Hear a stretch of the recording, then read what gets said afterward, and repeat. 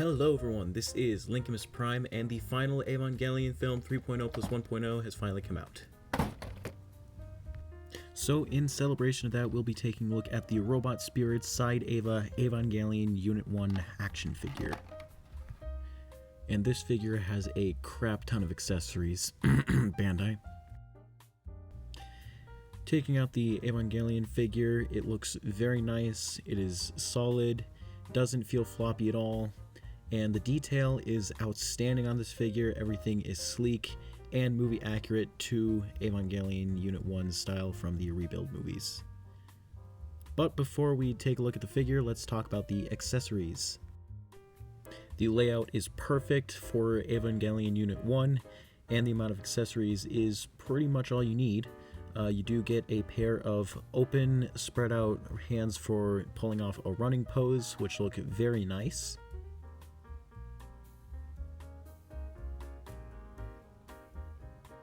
You get a pair of weapon holding hands. These are used for the pallet rifle and progressive knife.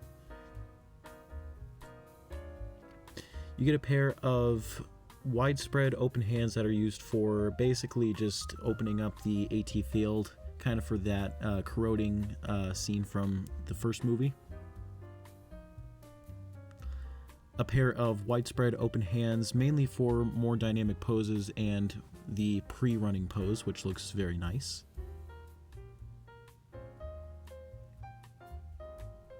And finally, a pair of regular fisted hands, which are just fisted hands.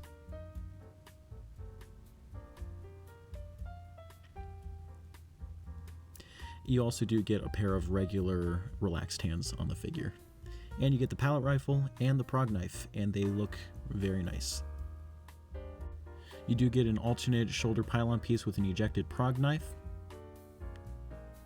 And you do get an umbilical cable, which is posable. It has a bendy wire on the inside, and it works very well.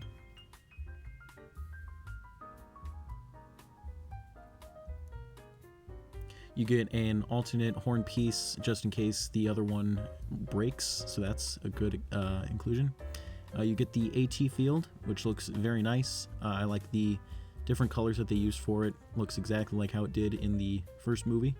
And you do get all these clear parts which attach to it to basically make it to where it can be pulled off with the figure. And coming to the figure, you can pull off the hands and interchange them. They are on a ball joint, a very small ball joint, so be careful with it. Make sure not to break it, and just interchange it like that, and that looks really nice. To interchange the shoulder pylon piece, simply just take it off the ball joint and pop on the other one. Make sure it's snug in there because it will fall off. So just pop that on into that little socket, and it does work very nicely. It looks great on the figure. So there you go. There's some poses with it, and the umbilical cable just plugs in to the back like so.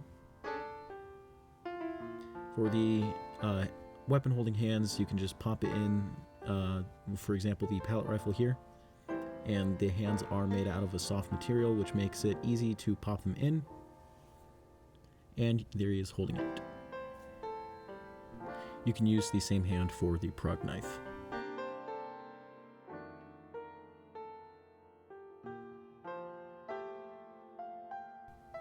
Here we have the Eva with the AT field opening hands, and all you got to do is just take the hands, align them, and that looks great.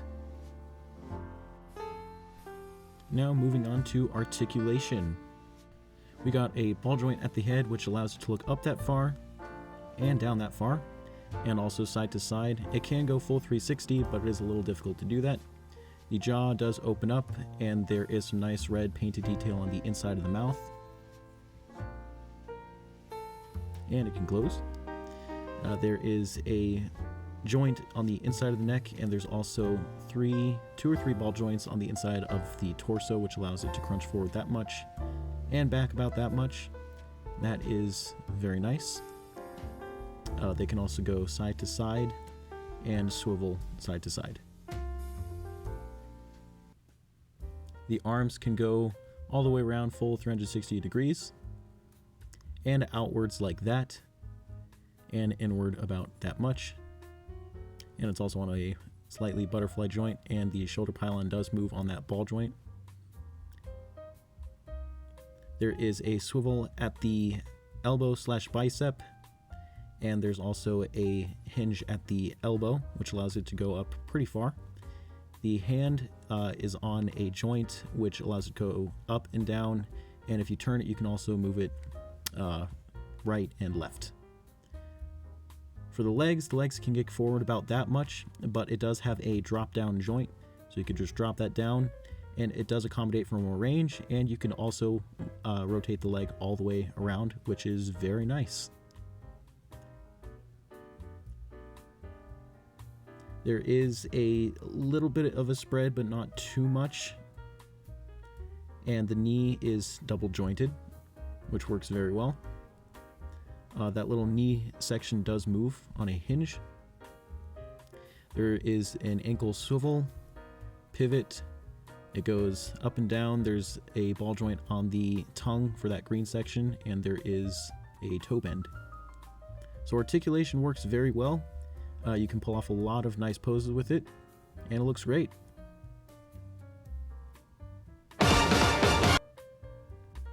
And for comparison, here we have the Evangelion Unit 1 figure next to this knockoff Shin Godzilla figure. We have him next to the real grade Wing Gundam.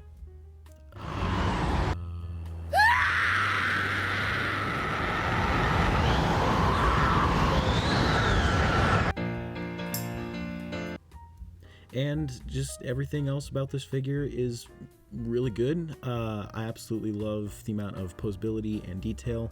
Paint is great, and there's not really many problems I have with this figure.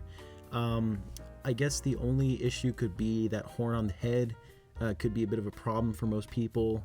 I would highly recommend maybe just posing it to where it doesn't flop over. But everything else is absolutely fantastic. There's no loose joints on this guy. It has a perfect amount of accessories, especially for, this character.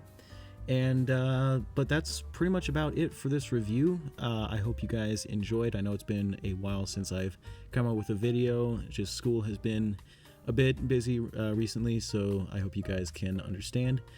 But anyways, guys, thank you for watching. Please like, comment, and subscribe, and I will see you guys in the next one. Peace.